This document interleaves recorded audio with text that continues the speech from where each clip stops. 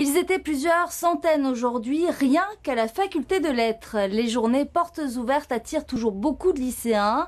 Au campus Carlon, ce sont notamment les professeurs de russe qui ont été assaillis par les visiteurs. Les images sont signées Frédéric Cerulli, le montage, Laurence Buise. Le stand russe, littéralement pris d'assaut. À la faculté de lettres, pour ces journées portes ouvertes, c'est l'un des plus visités. Franchement, il n'y a pas de difficulté particulière. C'est vraiment en fonction de vous, si vous voulez y consacrer du temps et vous impliquer là-dessus. Cette année, on compte pas moins de 200 jeunes qui étudient le russe.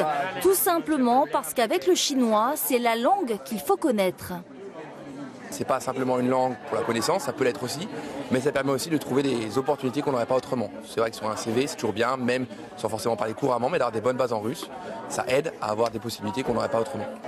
Aujourd'hui, toutes les sections de Carlon ont été présentées, parmi elles la musique. Les arts du spectacle ont séduit Alicia Brunner et sa mère. Depuis toute petite, j'adore danser et j'ai fait plusieurs danses en fait. Moderne, orientale, classique, voilà. Et en fait, je me suis dit pourquoi pas tenter, au moins je ne regretterai pas de ne pas avoir essayé. Faciliter le passage entre le lycée et la fac, c'est le but de ces journées.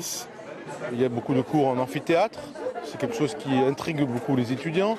Il y a plus de liberté aussi dans l'organisation, c'est ce qui pose une préparation du travail et une méthodologie aussi adaptée.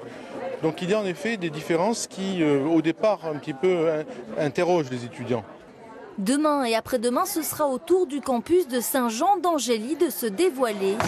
Mais attention au choc.